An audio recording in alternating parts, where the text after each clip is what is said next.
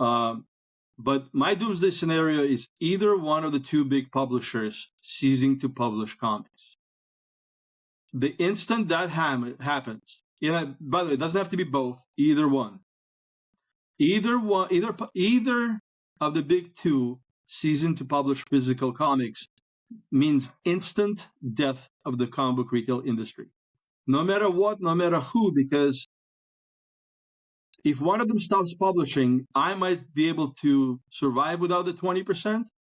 But because the majority of the stores, for them, it's 40% or 50%, will immediately go out of business. And it's a chain effect that the industry shrinks so fast, so much, that it's not unable to continue. And that's what wakes me up at night. Is the news waking up to Bleeding Cool reporting that DC has decided to go digital only, Marvel has decided to go digital only, for whatever reason. I'm not saying that's going to happen, but that's what I measure the other things I'm worried about against. That's the doomsday scenario.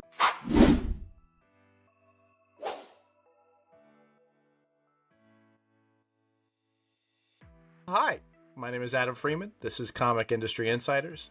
And this is a weekly podcast where we talk to the people behind the scenes of the comic book industry to tease out the bits of their lives, the way they think, their tips, their special skills that you can add to your toolbox in your business or your career in comics.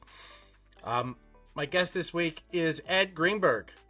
Ed is one of the owners of the Collector's Paradise. We're going to call it an empire in and around the Los Angeles and then surrounding areas in California. Empire of small e.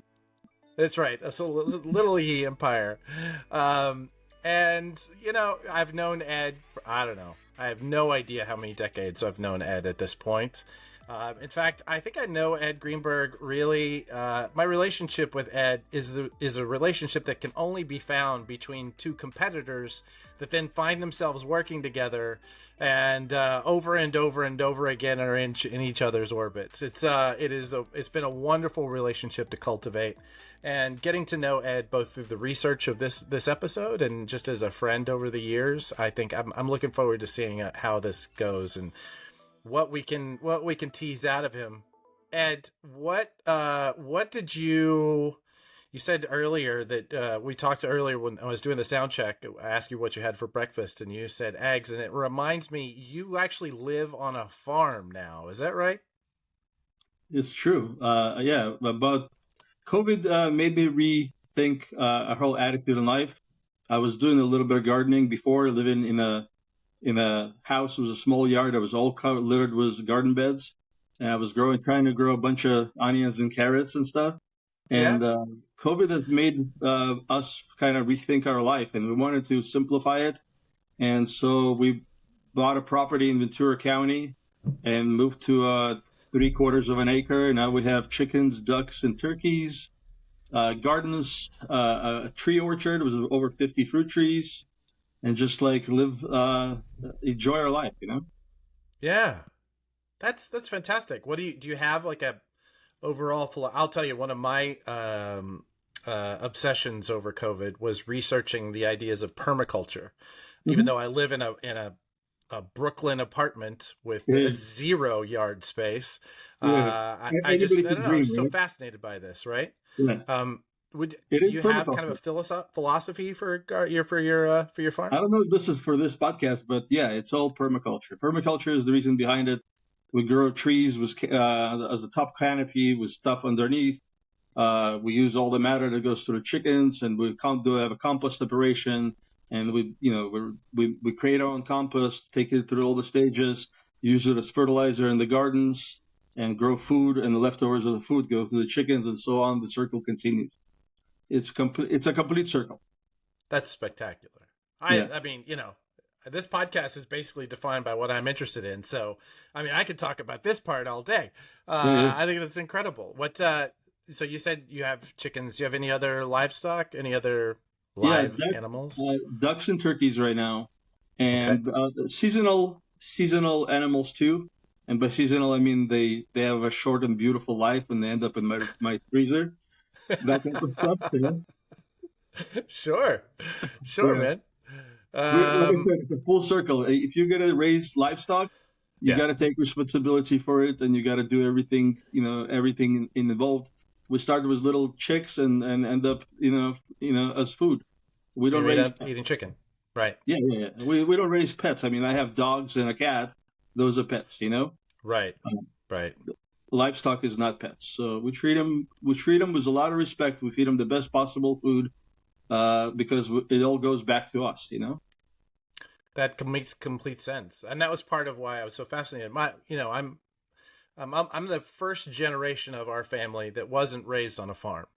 Right. So I have this sort of, I don't know, maybe natural draw back to that of always of gardening and Yeah. working with animals and working with plants. So My I think it's grandparents wonderful you ended up there. my grandparents had a farm, they were inside a town, but they had a farm with gardens and orchard and animals. They had pigs running around and everything.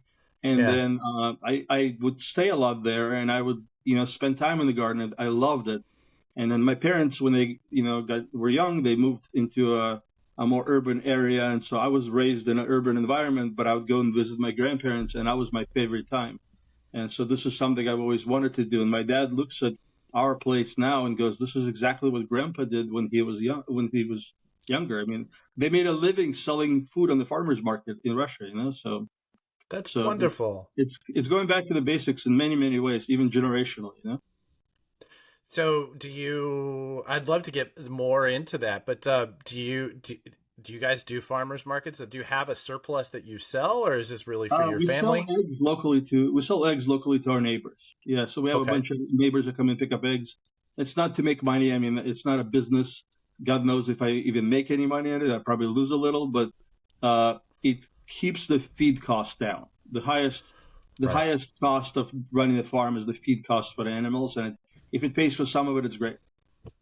Got you. Yeah. That's really wonderful. How many chickens do you have? Oh man, I don't want to talk about that. You know the thing called chicken math, right? What? You heard of chicken math? Chicken math or meth? Math.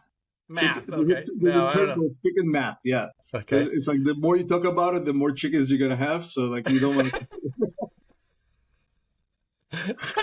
You start with like six, and then you look at yourself a year later, and you have like 48. And you're like, wow, what's happening here? I'm gonna shut up about chickens.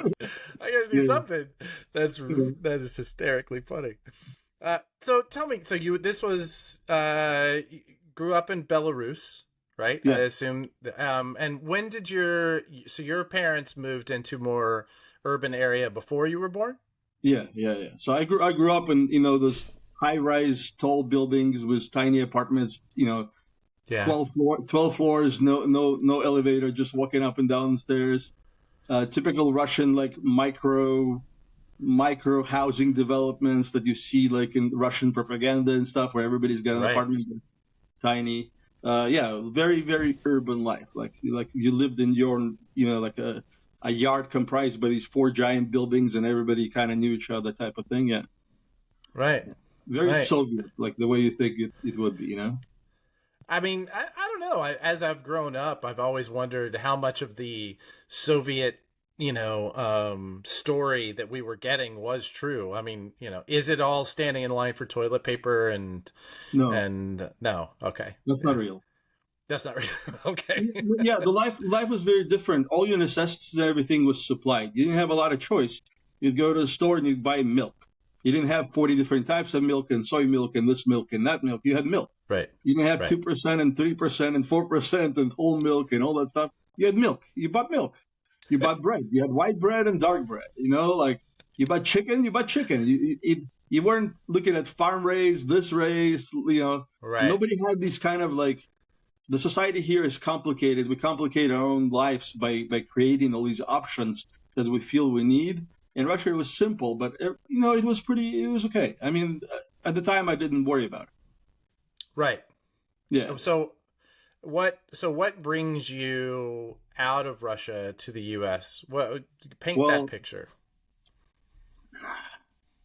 Russians are a very anti-Semitic society, And Okay. growing up a young Jewish kid, and my parents having their whole life lived in Russia, or when I say Russia, I mean Soviet Union. It was Belarus, but it's the same thing, At the Yeah. time it was. Right now they're all different countries, but it's all the same thing. Right. It was an uncomfortable life in many ways. I mean, we lived a decent life and everything, but it was always uncomfortable because on my passport, which you had to carry around, like you carry a driver license. You don't carry your passport because you have driver license. In Russia, your passport was your driver license. So you carried a passport for you. A Russian's passport said Russian. My passport said Jew. It was Oh, wow. impossible to get away with it. It was part of like institutionalized anti-Semitism to make sure that anybody who looked at my passport knew I was a Jew and treated me accordingly. And I was 17, and my dad didn't want me to go into the army at 18, which is mandatory, because a lot of Russians came back from the army wounded people, psychologically and physically sometimes. Right. When you go into the army and there's people, you're surrounded by a bunch of people who are not like you, and they don't always come from urban areas, and they're not always like very educated. And the less educated they are, the more they come from a small village, the more likely they're terrible anti-Semites. Shit will happen to you. And so we tried to leave for a while, and like him or don't like him, Reagan created something great when he made the pact with Gorbachev to help Russian Jews leave the country. And we left in 1987, got here in 1988. I was 17. If I didn't leave, I'd be going to the army 6 months later. And so that was my dad's thinking. He wanted, and I wasn't a weak guy or anything. I wrestled. I was kind of strong and very good shape. But it doesn't matter when there's 10 people on you and you wake up, there's a pillow on your head, and you're being kicked in the kidneys. Right. So it was not something you wanted to go through. It was legitimately to make certain that you did not have to go into the army. That your Yeah, I family mean made the the timing. trip. The The timing. time. We wanted to go earlier. We were not allowed to. My family left in 1980. We were not allowed to because my dad worked at a factory. It was a military designation, so we became refuseniks. I don't know if you heard that term. The people who were refused in the original wave in 1980, and it took us 70 more years to be able to leave. But my dad did everything he could to leave by 1987. By the time I was 17. Wow. Yeah, it's Wow. serious. I mean, Russians are probably the most anti-Semitic people in the civilized world. You know what I mean? Like the Europe and all that stuff. I'm not Yeah. talking about what's happening in Asia, but Right. in the modern world, the first world nations, Russians are definitely by far the most anti-Semitic people in the world. Well, that's an incredible story. I mean, I think for me, I have to go back a couple generations to find someone, and I have done some of this work. You go back and you look at the people in your lives who, your grandparents, your great grandparents, who made decisions that kind of got you to where you are. Yeah, And I think in many ways my grandparents really did. My dad was able to leave the farm, and my mom never actually made it to it, but I mean, that's within a single lifetime. That's yeah, quite the change. That's yeah. And that's can't come incredible. here without much support. We had some family. My dad's sister and his parents were here, but they were not able to offer us much, and we started off on the bottom. My dad drove a taxi, and my mom cleaned up after a bunch of old ladies. Yeah, While both going to school and learning English. that is incredible. Yeah, And so it was less than, I guess we're talking about 5 years, 4 or 5 years between that time, and I know. So I only know this because I said something on a Facebook post where you commented that your first comic was The Death of Superman, yeah, 1981. 1991. Yeah, Yeah, so we're talking 4 years. 4 years from the time you 88 to arrived. 91. Yeah, 3 years. 3 years. Wow. Okay. Yeah, And that we that came in moment February. shifted for you, right? Yeah, it was crazy. That's like I have probably one of the weirdest comic book origin stories. I mean, I don't know a lot of comic book store owners who bought a comic book and 3 years later owned a shop. It's Yeah. It's a Or lot of beyond times. that, you moved from Russia. 3 years Yeah, later, you bought a comic book. 3 years after that, you owned a shop. So yeah, 6 years yeah, from when you came here at 17 yeah, to opening your first shop at what, 23? yeah. 1994. That's So I was 23. Yeah, wow. I was a kid. Wow. I was a You're a kid. kid. Yeah, yeah, Truly. Truly, truly. So, I mean, at that time, you said that you've basically said that you were a flipper, a speculator in our current terms, right? yeah. That just So be I bought the first comic book. Right, it was a tiny little shop right across from Fairfax High School on Melrose. If you're in LA, you know where that is. mm-hmm. And there was What was the name of the shop? oh, I don't even remember. I remember the guy's Okay. name was Randy, but I don't remember like the actual shop name. Uh, it, yeah, I don't. So there was a weird thing. Fairfax High School is like this long building, and at both ends of it were comic book stores. One was the place that Randy was running, and then like literally 2 blocks down was Golden Apple. So the guy had a store. Imagine how good 1991 was, that you could survive 2 blocks away from Golden Apple. Like, it's not That's possible. It's not a thing, right? I mean, we both have been retailers. You can't be yeah. 2 blocks from the greatest store in the world, you Right. know? Right. Yeah, so like I bought this one comic book at that store, and then they didn't have much to continue, and so I went to Golden Apple on like a lunch break while I was working there, and I never left. I just stayed at Golden Apple. I went there every lunch break. I became friends with Bill and his lovely wife, and I hung around there a lot. And I bought a shitload of comics, and I was all like I discovered I bought X-Man #1, and boom, Valiant, and that was the rest of my life. I mean, if you pay attention to The Office, there's an X-Man statue right there and a bunch of I other see stuff. it. Yeah, I know you. I know you to be one of the biggest Exo Manowar collectors. Yeah. This is sad. Oh no, you're kidding? That does my heart good to see that you still have that stuff. That's so good. And That's so, wonderful. so as part of collecting, I was like, well, I can't afford to buy everything. How about I make some money on this? And then I bought like 100 copies of Lady Death #1 when that came out. And then I sold them all for like 10 times the price to retailers 3 weeks later, you know? I bet And those are going for some real money now, though, too, aren't they? not as much as they were at that time. But Oh, okay. I'm they were just like saying, $1, like he's they were like really made another $1.99. comeback. You know? Yeah, the pub. Everything makes a comeback, right? We live in the age of like Johnny Quest is making a comeback. So It's all a cycle. yeah. So she #1's Remember? some of the Valiant books, some of the early Valiant books were really easy to flip.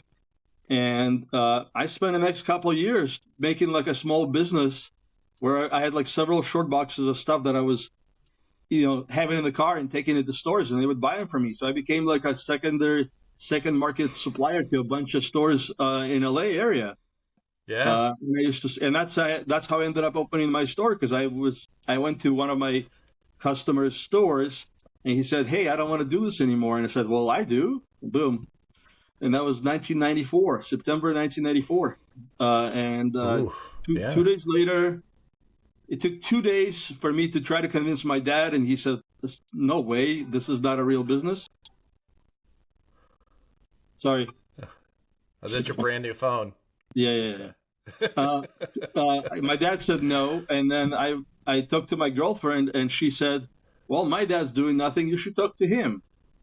And I talked to my girlfriend's dad, and he said, "I'm not doing anything. Let's see if we can make it work." And 30 years later, we're still partners in business, and I'm married. Thank God I married that girl, huh? It would have been awkward if I didn't. It would have been very awkward. Yeah, that relationship really would have been it. That would have been it. That is incredible. That is so incredible. Got married a year and a half after we opened the store. Do you think you get married? Do you think it's is there any part of you that wonders, like, you don't open the store, do you still get married to her? Like, is that you do? Yeah. We've been together since high school. I mean, it's I mean, I've met her. I don't understand what she sees in you. She's spectacular. Yeah. I know. Come on, she's gonna watch this. So you're Those be my still reasons. your father-in-law is still your business partner, Yeah. right? All these He years keeps later. threatening to retire every year and never does it. Yeah. He doesn't want to stay at home, you know? Who does? I cannot Yeah. imagine. I mean, I know that I'm still a little ways away, I suppose. I know there are guys who have retired younger than me, but I just cannot imagine retirement. It just seems I weird. can. You can? Well, Oh, you I just have spend a more time on the farm, yeah. I was about to say, you're just gonna go out and be farmer Ed, Yeah, you I'll get a know? cow or something, yeah. Farmer Ed's milk. It's just milk. There's no Exactly. 2%, no 3%. No, it's just Yeah. milk. It's milk. Just drink it. Just drink it. Yeah. I can see the marketing already. I'm ready to help you build that. That's awesome. So, you and your father-in-law, you buy the store. How quickly do you change the name Oh, that day. that day? Oh, So okay. the guy's name was Angelo, right? So he named the store Little Angel Comics, Okay. which is the least appropriate comic book store name I've ever seen in my life. It was changed that day. I mean, we found a guy, made signage, and changed it immediately. We went and met all the suppliers. Had no idea what we're doing, but it was interesting. It was interesting first couple of years because we were selling nothing but Beanie Babies, Pogs, Oh, I remember. and then Magic, Pokemon, and Yu-Gi-Oh. That was the first. You name those three things is how I made a lot of money in the first 5 years in business. I remember that period incredibly well because I worked right about that time was when I got hired. For those who don't know Los Angeles geography, I got hired at a place called Brave New World out in Santa Clarita, California, which is, I mean, on a no traffic day, 30 minutes from one of Ed's locations. Most traffic days were probably an hour. And I got hired in just to help him manage a store because he was going up from 1 to 3, I think, at that point. And we were into the valley. And anyway, so I remember the period there because, the comics boom happened in the early 90s, and around 93, 94, it starts to taper off, and we're all looking Yeah, for ways to keep the doors open. So yeah. yeah, we And I were the opened the same. store in 1984, what was called the Black Summer, when every Yes. publisher went out of business. Yes. It was Yeah. rough. Well, like I said, if I knew what I was doing, I wouldn't do it. I mean, we sold barely any comics. I mean, thank God for Beanie Babies and Pogs. Yeah. Oh man, Yeah. we figured out a way to make so much money on Pogs. I did not need comics. It took me several years to realize how to do comics, and maybe even more than several years. It might Yeah. have taken us 5, 7 years to learn how to do comics correctly. But we made a lot of money during the learning years because we had Magic from Legends, and Unlimited and Legends, and we had Pokemon from the beginning, and we figured out how to make a lot of money on that. That was an easy game. Yep. Yu-Gi-Oh, same thing, and then Pogs. Man, Pogs. We went into manufacturing. I mean, do you remember Aton? I remember Aton. Yeah, Absolutely. Aton Yeah. and I were really good friends at the time because I used to sell to him comics. My speculation business. Yeah. And when I decided to open a store, Aton helped me open the store. He did the first 2 orders with Diamond, but so I could get my account. Yeah. And then we were already partners in the pod business. We were making slammers. We were going to like a metal yard and having them like cut coins for us. They would Uh-huh. dip them in gold, and then we would go to Frankenstein's and buy a bunch of stickers Yeah. and put stickers on metal coins and would sell them and make so much money. That was I mean, you.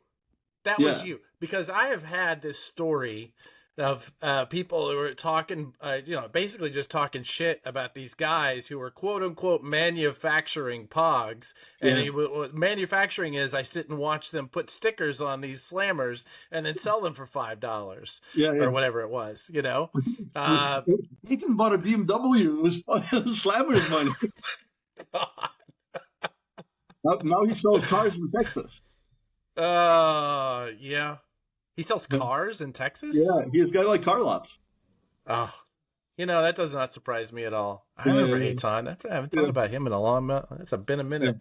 yeah. That's really, I've been legitimately hearing that story in my head now for 3 decades? And that Yeah. was you guys. You were the Yeah. ones who were putting the stickers on the We had slammers. we had an insane operation. I mean, we were making the slammers and selling them, and then we were buying pogs in like giant bags. Like, I'm not talking duffel bags. I'm talking like bags that like you put on a container ship, right? And then we would get them in the store in the morning before we opened, so nobody would see us. And then we had in the back, my wife and Joe's wife, my mother-in-law, they were sitting there, and we had these plastic tubes that were cut to fit exactly 50 pogs. Oh, and yeah. we had like little team bags, and they were sitting in the bag making bags of 50 pogs, to throw 50 pogs in there, put them in the bag, seal it, and throw them in a bucket. And I would come in every 10 minutes and take a bucket out to the store. And Joe was sitting, doing nothing but taking people's money. And every 20 minutes, I'd have to refill the bag because we were selling hundreds of bags a day, especially like on school days at 3 o'clock. There'd be a line going out the door. Yeah. And every day. And we literally just moved millions and millions of pogs and slammers and everything. Joe used to go to the bank on a weekly basis to deposit the money. And they called him the oldest, ugliest stripper in the valley because he would be depositing $2,000 in dollar bills.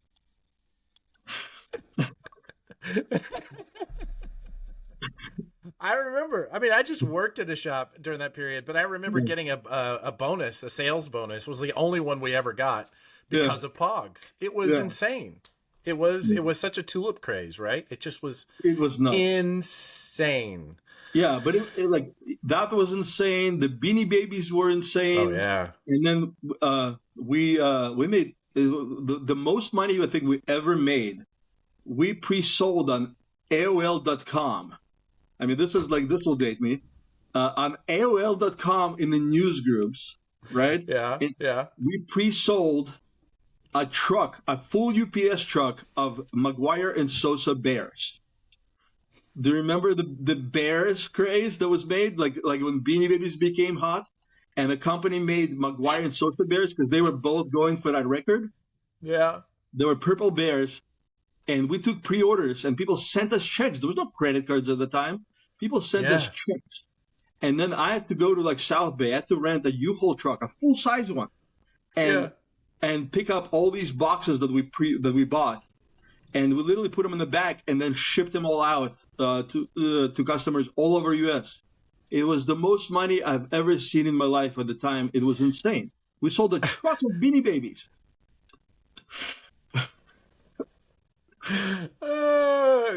I just love that this is, I mean, so we're talking less than 10 years from this milk. It's just milk. You just buy, that's what you have is milk, to selling truckloads of Beanie Babies to across the country. That's spectacular. Immigrants are the most entrepreneurial people when they come to the United States. Yeah. I always think of like they come with a fresh attitude because they haven't seen the stuff. They're not jaded. Yeah. And they see the opportunities are more visible to them because they don't know better. And when they see these opportunities, to them, they're like, holy crap, I can do this. And I think that's what we were like. And Ethan was kind of fresh at the time from Israel, and we came from Russia, and we were going for it.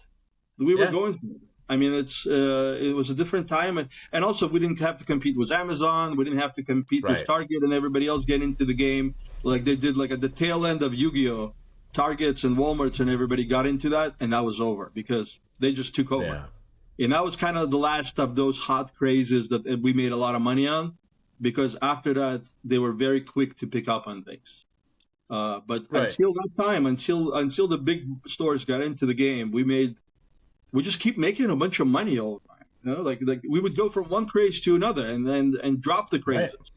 And that's kind of where we learned to like drop the crazes when we see the tail end. Don't wait till the end. Don't get stuck with 100,000 pop vinyls. You know what I mean?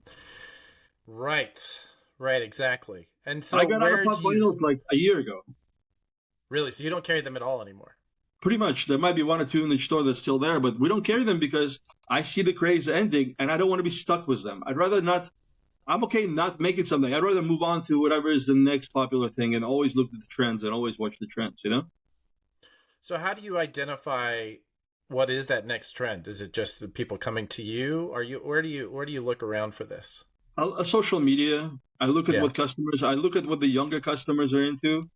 I pay attention. I look for things that it's hard these days because you're competing with so many things. Like as soon as the craze starts, Amazon is on top of it. So Yeah. a lot of times it's just trying to find something that you could do that Amazon can't these days. And so You have what to do you find think a is the niche. biggest Yeah. I'm You sorry. have to find a niche for yourself where you don't have competition.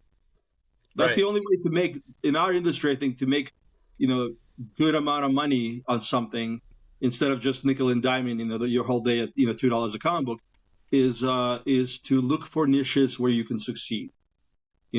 Brian Hibbs does it really well with his club, so I can't do that. I have to do something Right. else. And so you're constantly looking for ways to succeed by doing different things.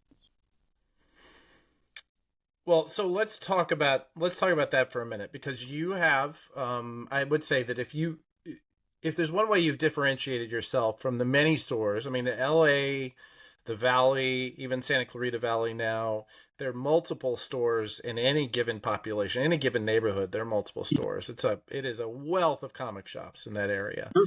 And you've continued to grow during that period. Is even now when there seems to be a bit of a sales decline, we saw a big rise post COVID, and now we're seeing this kind of drop.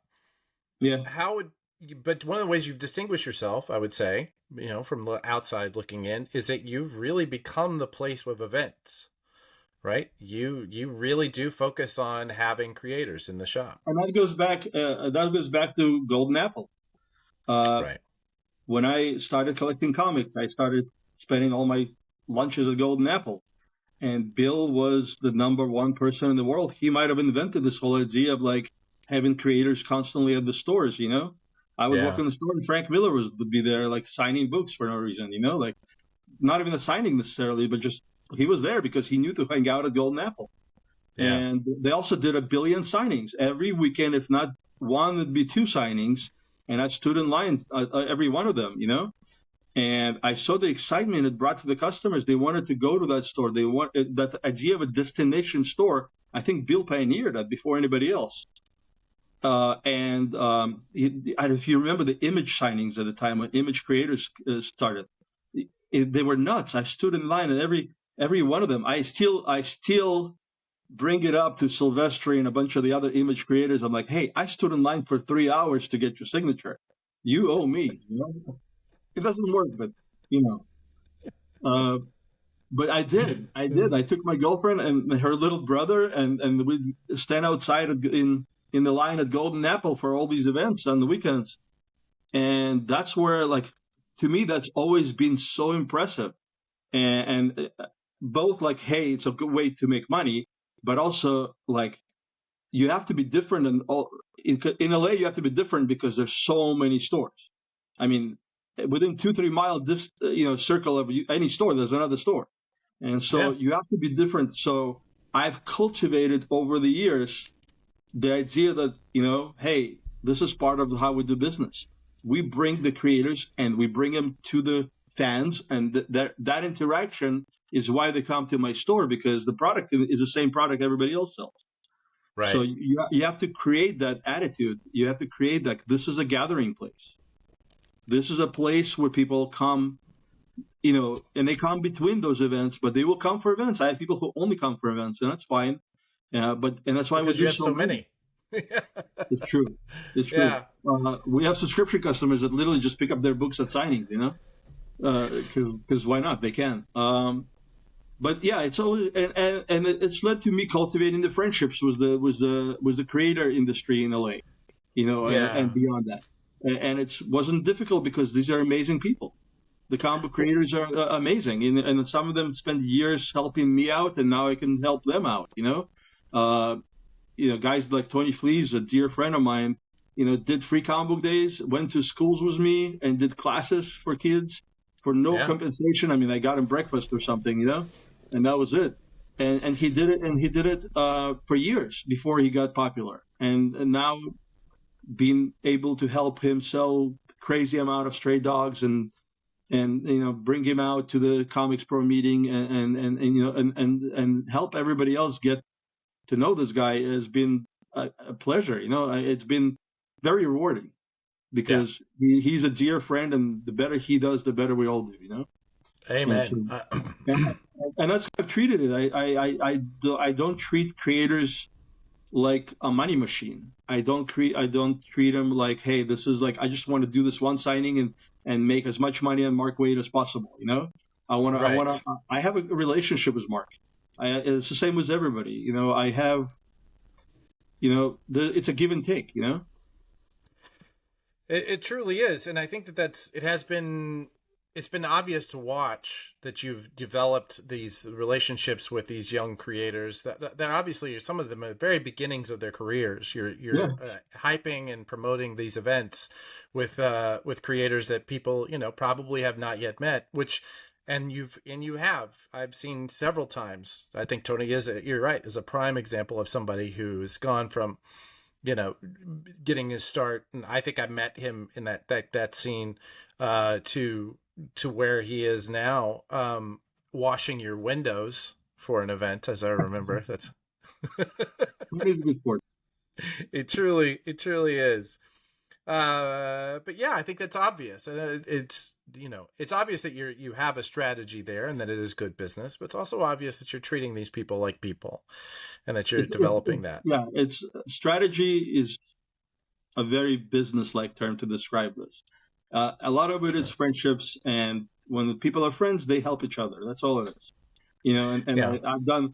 Tony and I go to lunch without having an event. You know what I mean? We try to go to lunch at least once a month, twice a month, and just talk shit. I mean, he's been to my farm several times, and I've been to his house many times. I mean, we're friends, and That's it's wonderful. the same way. It's the same way as many other creators. I mean, look, honestly, if you can have a couple of hours at a diner with Mark Waid or Bob Layton or some of these other people, and just sit there and shoot the shit about the industry, what could be better? And it doesn't have to be connected to the event. I'll do this. I told Mark, anytime you want lunch, just let me know. I'll sit with you anytime you want to sit, because I'm having lunch with the person that I want to learn the most from in the industry.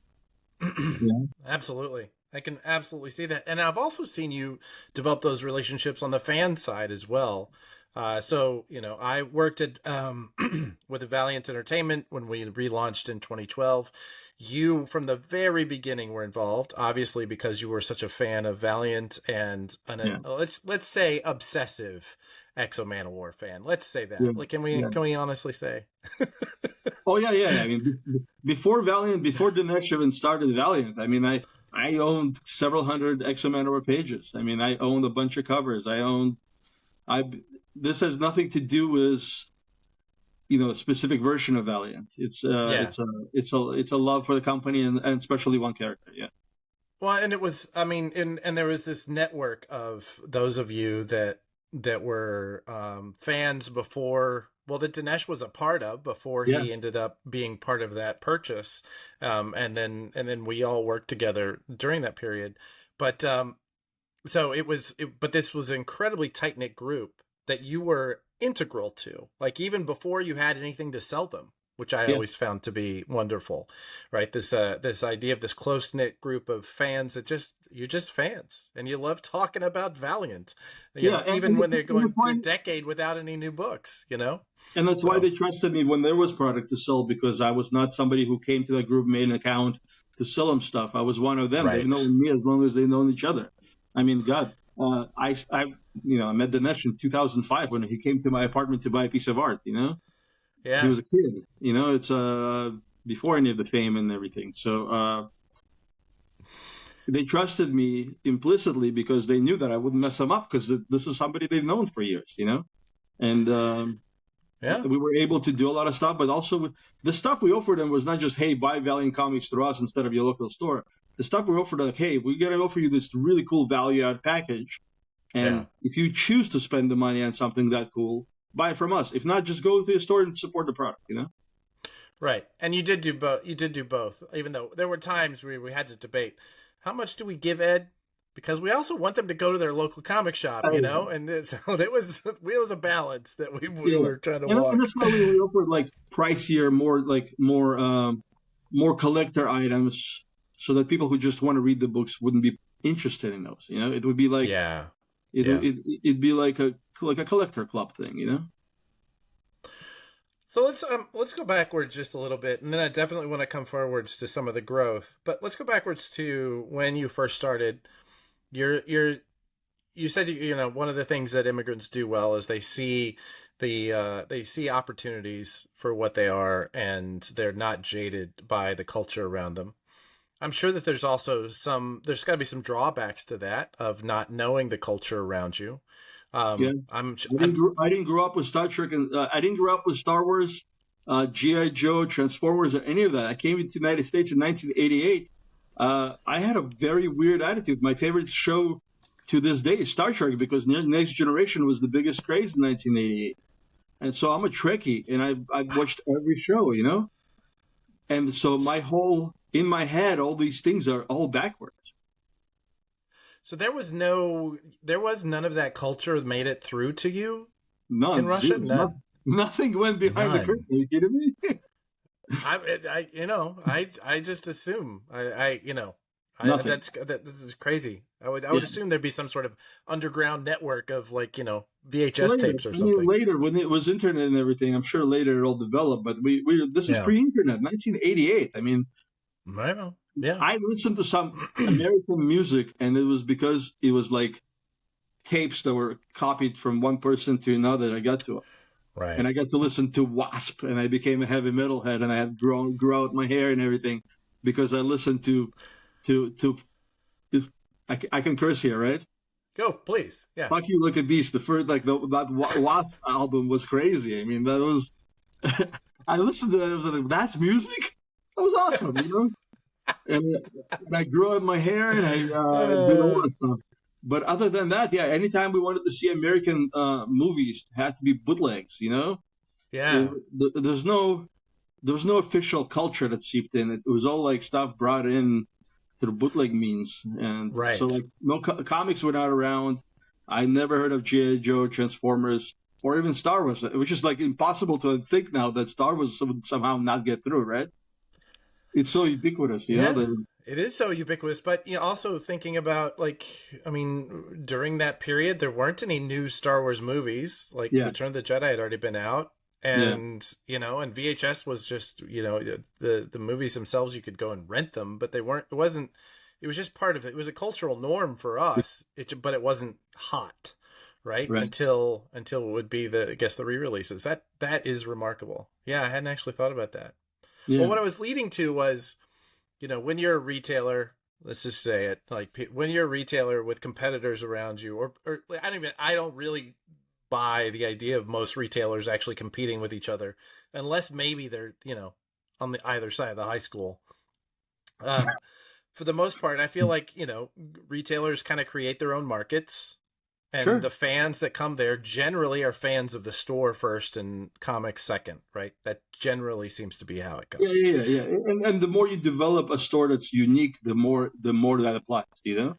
Exactly. And And we're because, lucky in LA that there's so many stores with those unique identities, and we can be friends and not have to worry about the stuff. Like Carr yeah, and I have more stores around each other than anybody, or at least until recently, and we're still friends. We still get along really well. I had an event this past weekend, and he let me have some copies because I would have been sold out. You know, it's yeah, it's and it's the same way with Ryan at Golden Apple. I've known him since like ages, you know. And he used to live around our store, and he would come on Saturday and pick up some books he needed for his store, and we would trade product. You know, you and I have always been fine. I mean, I think absolutely. the good stores can coexist and see the value in being friendly.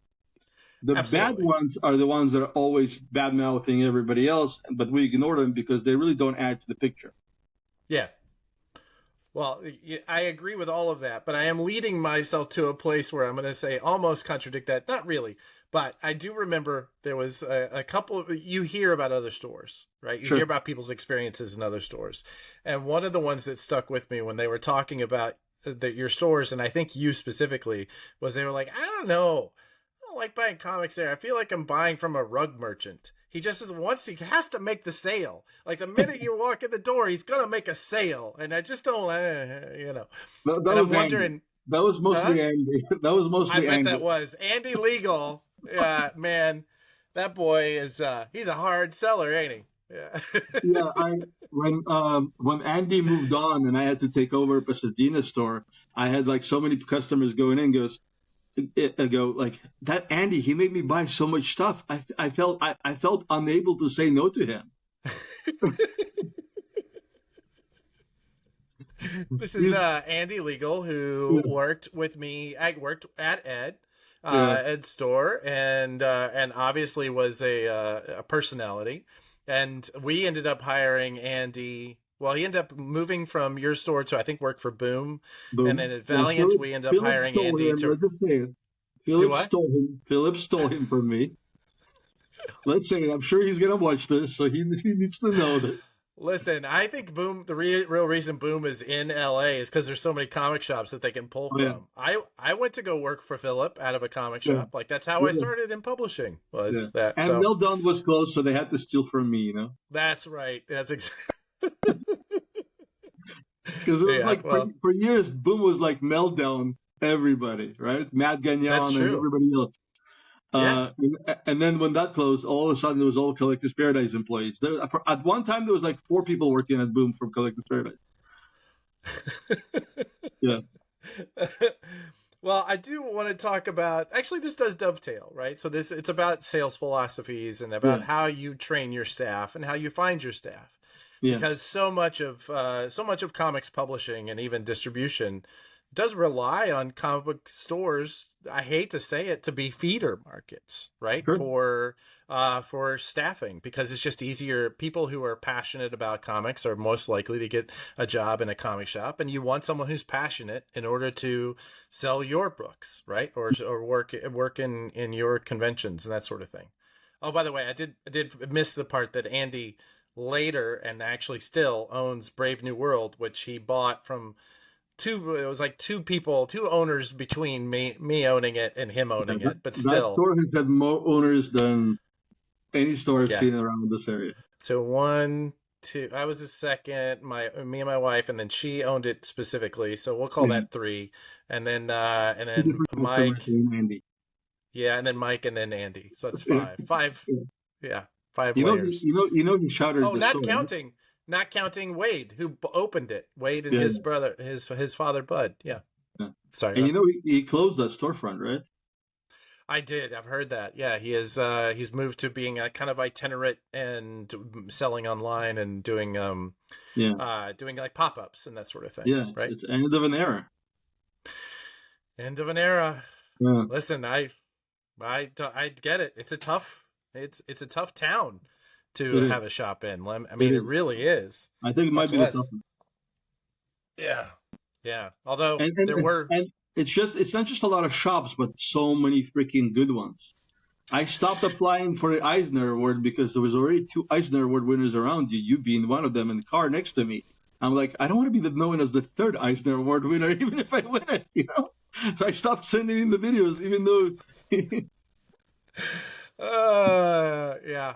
Listen, I have people in my life who like to make fun of me for always bringing up the Eisner win. So I'm so glad you did that for me, so I didn't have to. Yes. Listen, it works. People listen once you say you have that award. Yes. So, let's talk about that. So, how do you find the Andys, right? How do you find these people that are going to go on to become? Andy found himself. Huh? Andy found himself. I mean, Andy literally made me employ him. He literally said, "I'm coming to LA." He was living in Vegas doing acting, and and said, "I'm coming to LA. You're gonna give me a job?" I'm like, "I guess, yes." So like I understand why my customers feel that way, because he literally just made me employ him. So that is the most Andy Legal thing I've ever heard. Exactly, right? Yes, I am. How much am I paying you? That's but you now have 3 stores, and I want to get into how that developed. But you now have 3 stores. How do you? I mean, there like staffing has to be a constant issue for you. Yeah, How do you? I try to keep employees. So Okay. the best way to like not having to do the most difficult job, which is hiring the right employee, is to keep employees that you like. And so we have a kind of a weird unofficial tradition that is basically told to every employee as they apply. And that is, the more valuable you are to me, the more you're going to get paid, the more hours you're going to get, the more we're going to value you. You know what I mean? And it's not like quantifiable. There's no matrices. They don't have to like check in and like do like certain things. And no, I just want to see effort. I just want to see effort that makes us better. That's all. And it's a lot of it is customers telling me, hey, this kid is really good. Keep him around. A lot of it is my manager saying, hey, this guy is really working hard and is going beyond. If you just stand at the register and wait for customers to come in, you're not going to work there a long time, or you're not going to get the raises that you will need in order to like keep up with the standard of living, you know. Right.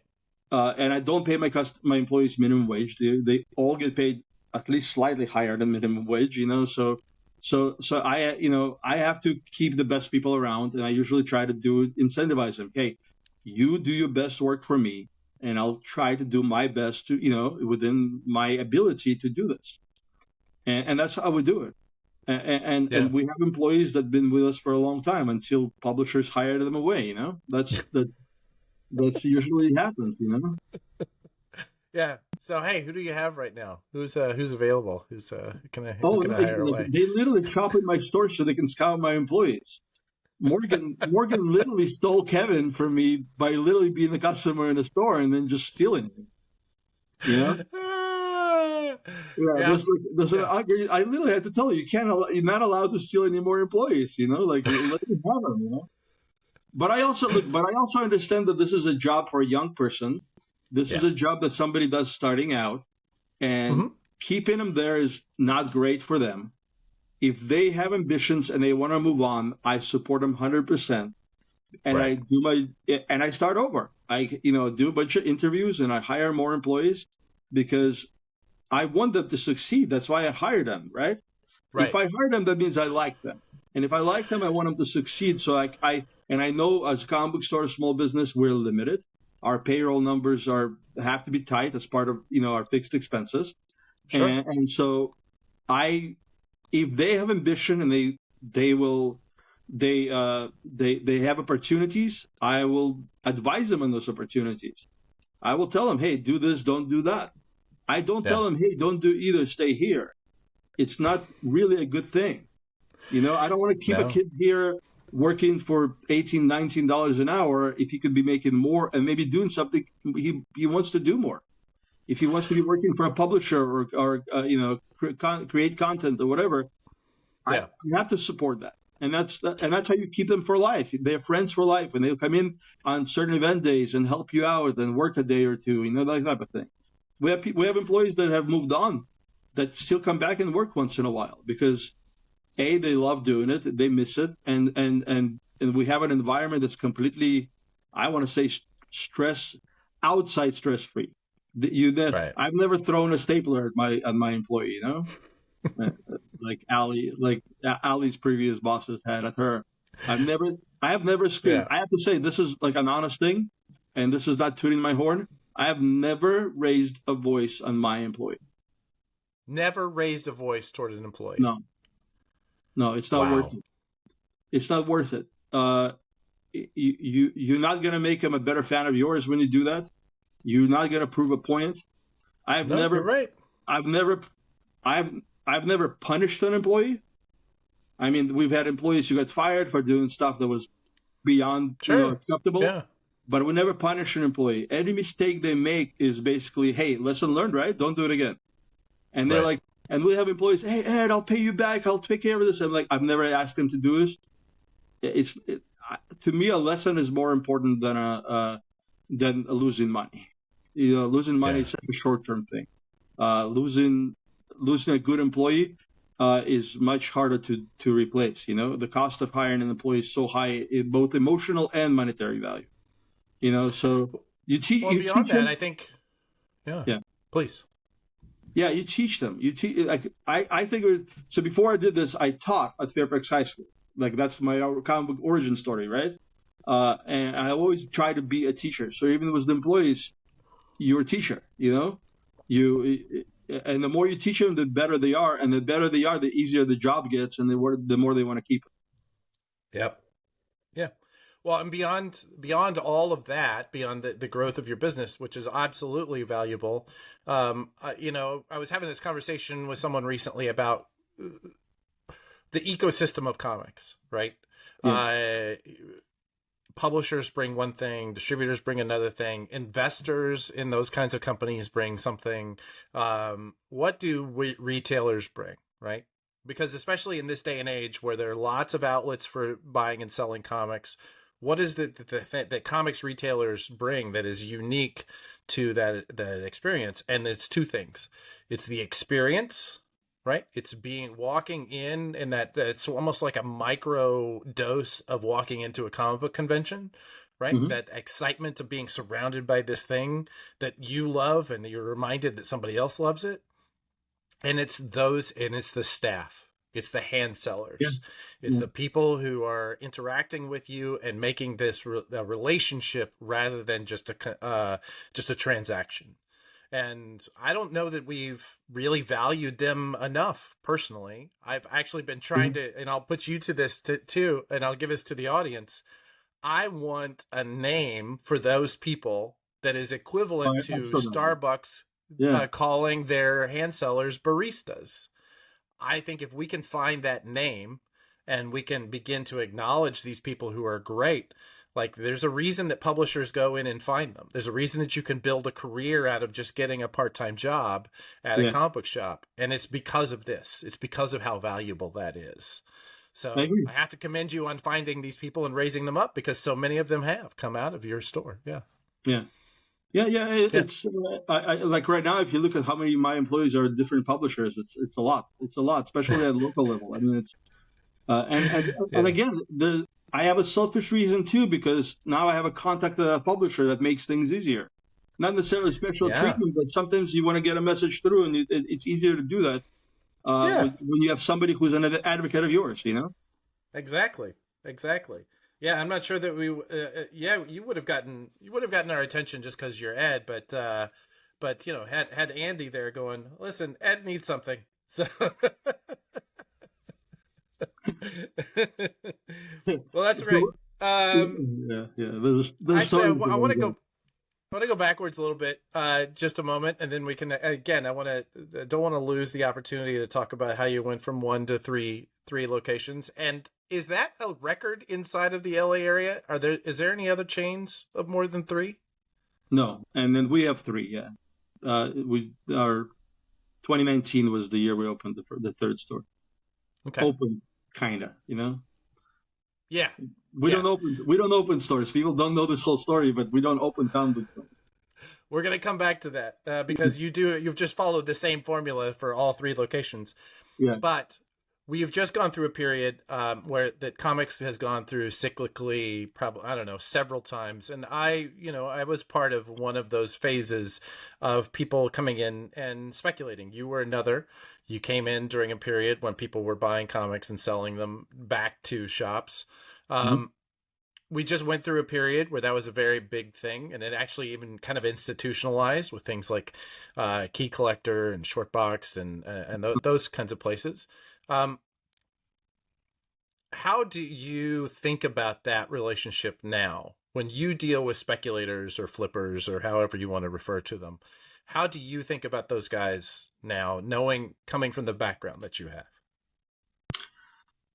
Oh boy, that's a loaded question. Yeah. Good ones usually are. Yeah. So look, I'm not going to say that I don't like the market, because I make money in that market. We have a dedicated eBay employee that takes care of our eBay store and our online website. So we pay close attention to the speculator trends and what books are hot and all that stuff. And we do sell a lot of books on eBay. I mean, we've had an account since 1997, I think, or 1998, and we've always sold on eBay. And now, I mean, for the last 10 years or so, it's been formalized. We've always had a dedicated eBay employee whose job is to, list items, sell them, and take care of customers. So when the speculator boom happened, we took advantage of it. The FOMO boom, I would say, the what they call it, right? The most recent one, right? Yeah. And we will order books a lot of times with that in mind, thinking that they're gonna, they're gonna go crazy. And sometimes you win and sometimes you lose. Having 3 stores means if you lose, you can still move those books, slowly but surely. But when you win big, you win really big.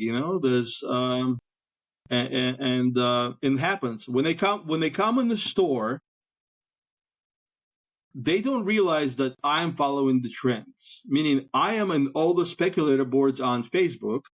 I have a key collector account with notifications. I subscribe to Comic Tom. I take care of all of that stuff so that when the news hits on Monday, right, by the time books go on Wednesday, they're not on the shelf anymore. It rarely happens that a hot book that can be sold for $10, $15 on eBay is in my store. Right. Now, there might be copies behind the counter to take care of my customers, my subscription customers. And we have never shorted our subscription customers copies of those books, no matter how expensive they are. That doesn't happen. If you're a regular customer and you had a book on Monday when it became hot on your pull list, you're going to get it. And we have systems in place so that people who add it to their pull list after Monday, or whatever that book goes hot, don't have to get it. It depends who they are. Because we have speculators that sign up for subscription and then they realize it's never going to work because we're smarter than average 5th grader, and we know what we're doing. And when they complain to me that, hey, you're supposed to sell this book cover price, blah, blah, blah, I go, I paid for this book, which means I took the risk to order it. So tell me why you have more. Tell me why you feel like you have more right to own that book. Yes. Yeah. And B, I don't have to have the book. You're not a regular customer. If you want to do this regularly, sign up for subscriptions with us. You can add books at any time, all the stuff. We have an online subscription service. It's all very easy. Sign up and you'll get your books, and I will never question you why you're buying it. Because you'll have your books on the list. I'll order it with you in mind. And if it's hot, it's hot. I don't care. But once the book hits the store, it's mine to do what I want to do with. And I will tell them this. Sometimes when they get really nasty, I'll tell them I have a thing that I say that checks their intelligence level, which is I don't like selling $20 bills for $4. And they'll go, huh? And I go, think about it for a second. Yeah, so I've been really nice to people like that, where I see they're really a collector and they get stuck in this FOMO phase. But I also been, I don't say nasty, but I've been very straightforward to people. Like, if you just want to invest in books by using Collector's Paradise as your bank, it's not going to work. And I will tell them that in their face, and I will tell them that that's where I will make that statement, where I don't like selling $20 bills for $4, because I know that usually means this guy will not come back. And there's people that you don't want to come back. As a retailer, you need to get over the idea that, like, hey, everybody is a customer. Not everybody is a customer. You want to welcome the people that you want to foster them. You want to foster their love of the hobby and everything. The people just want to buy a book from you and put it on eBay are not your customers. It's right. They're not going to pay you bills. They're not going to be here when things are not hot. They're not. It's the one-time thrill of getting them to give you $4 is not worth it if that's all they do. So where do you find, though?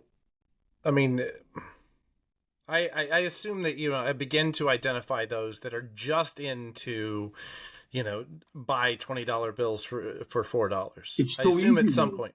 It's so Yeah. easy. I mean, they're so obvious. They literally run in the store, and before they walk in the store, they go, "Do you have the book? Do you have Ultimate Spider-Man #1 first print?" And I'm like, "Dude, it's a hot book. Relax. Nobody has it, but second print is coming out in a couple of weeks." They go, "Oh, I don't care," and they leave. They're visible. Most of them are not smart enough to hide their proclivity. But here's where I want to push back just a little bit. Yeah. Because I've met and spent a lot of time with some people who identify as such, and I think that many of them they're fans of comics. Like they are engaging in comics in the same way that you and I, right? I remember buying Death in the Family and thinking, oh, I can turn this around. I can make some money and not just have something to read, because I've always read, but the idea of selling something back to them, that's crazy. And that sent me down that road. But without that step, I don't become a fan. I don't become an appreciator of comics. I know you to be a fan. I know you to be someone who can talk passionately about the books themselves. But you began with Death of Superman, and you began with buying and selling back and forth in these stores. What I'm saying is, how do you I bought first to read. I bought first to read.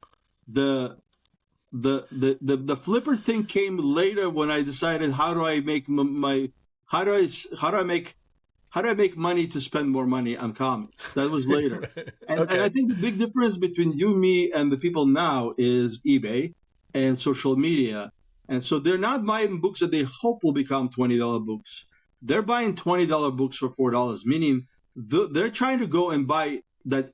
It's that instant. The book is $20 on Wednesday morning on eBay, right? Which means it's a reverse thing, so it comes out as a $20 book on eBay and $4 in the store. So they think that it's the idea that they think they're so smart they're going to get over on the store who knows what they're doing. And I don't think they're fans, because I think fans will buy. I will tell them, hey, we have this B cover and C cover. I go, no, I want the A cover. And I go, is it because it's $20 on eBay? And they go, huh, what? Yeah. I guess my question is, though, how do you, it's that sort of, they are not readers. These people are not. That's what I think I'm pushing back on. And that's where I want to challenge this a little bit, is that somewhere in all of these people that you're talking about, that it feels like, in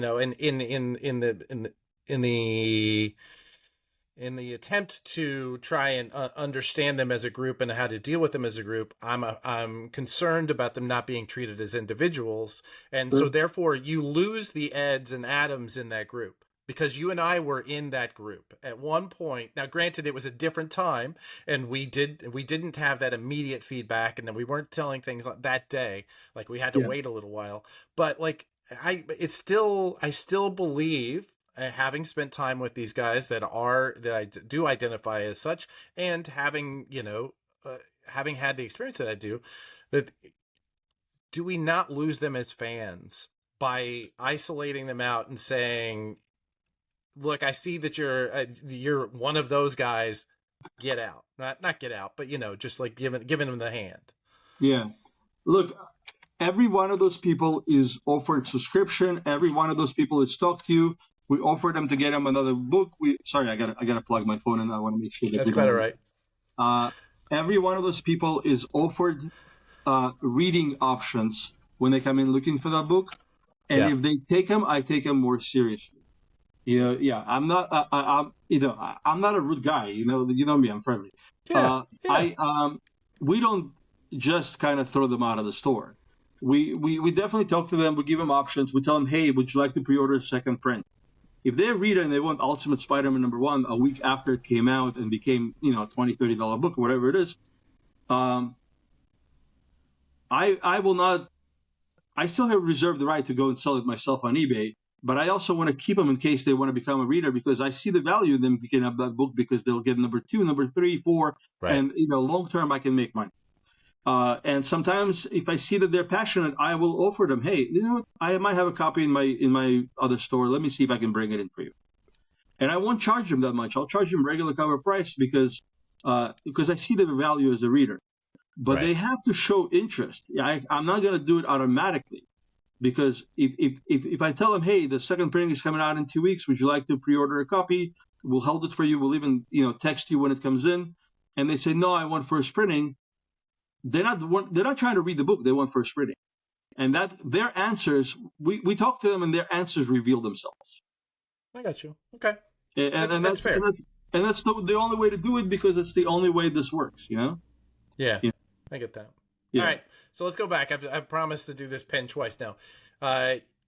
You're a speculator, a flipper, right? You're doing the thing, and then the store that you're buying from says, "Hey, I think I'm ready to go. Do you want to buy the store?" It's 1994. We're all going into a dark period where you are the only one making money with Pogs and Beanie Babies. And at some point, the same thing happens again, and someone comes to you and says, "Do you want to buy this store?" So a friend of mine who was working for a store chain at the time that later became one store because they sold off or closed the other stores. A place called Comic Odyssey. Do you remember Sandy Comic Odyssey? Sandy is he's in the Philippines. I think he's still a retailer. I saw him 2 weeks ago. Yeah. I see him multiple times a year, every time he comes to town. Yeah. So Sandy is I always call him my comics grandpa. I don't know if I've ever actually met Sandy in face to face, but he is the store. Comic Odyssey is the store where Wade Wazinski was working when he decided to open his own store, which was Brave New World. So you and I are either brothers or cousins that way, comic book brothers. I'll tell you the full story now. Now you have to hear it. Okay, go ahead. Angelo, the guy who we bought the store from, was Sandy's cousin. I have met Angelo. Yes, I know exactly who you're talking about now. Yes. Sandy helped him open the store. So it wasn't called, he didn't want to call it Comic Odyssey because he didn't believe Angelo could do it for whatever reason, right? So Angelo called it Little Angels. But it was a Comic Odyssey kind of affiliate. Okay. And so even my original store has something to do with Sandy, right? Even though I didn't know it at the time. And also Sandy was one of the guys that I sold comics to. So I known him, and then Kenny, the guy who worked for him, since we were kids. Right? I bought Pokemon cards from Kenny. Yeah. When I couldn't find the import cards, I bought them from Kenny. Yeah. So Kenny's like a brother to me. We grew up together. And so when Sandy decided to go back and live in the Philippines, he sold the original Valley store to a customer, Joel, who lost it within a year because he was smoking inside the store. And he would order statues and tell everybody, I don't care if they sell, I'll just keep them. And everybody's like, really? That's your business model? And so he ran that store to the ground, right? Kenny kept the Pasadena store, and it became Kenny's. Yeah. Because Sandy moved to Philippines, and basically Sandy told him, hey, the store is yours. All you have to do is ship me my comics to Philippines through Diamond. Basically, Kenny would order them through Diamond, and then Kenny would arrange all the shipping. And so we were friends this whole time. We were really good friends for years. And then one day, Kenny calls me, and he's like, hey, Ed, I don't want to do comics anymore. And I screwed up. I sold half of my store, because his store was really big, the Pasadena one. He's like, I sold half of my store to this guy, one of my customers. And now his mom will not give him the money to buy the store. But we already built the wall between them, right? They literally split the store in half because originally it was two stores. And the guy's not paying me, but he is in the store. Do you want to open another store? I know you always wanted to. I'm like, sure, I guess. And we walked into that store, and I looked around, and the guy literally didn't pay attention to us. Yeah. And I said, if you can get this guy out of here, let's talk about buying a store. And like 2 days later, I had a store. It was one of those, I never thought I would have a first store, and then boom, we had it. I never thought we'd have a second store, and then boom, we had a second store.